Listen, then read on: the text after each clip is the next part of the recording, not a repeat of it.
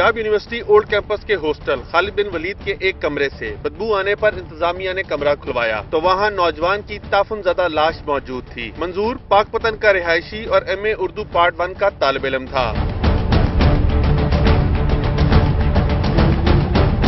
Police का कहना है कि मंजूर गुज़िश्ता 3 रोज से किसी से नहीं मिला। जाए वकुआ से बर्तन, मोबाइल फोन चार्जर्स और कुछ दस्तावेजात मिली हैं। शुबा है कि मंसूर ने खुदकशी की। डेड बॉडी 4 से 5 दिन पुरानी लग रही है।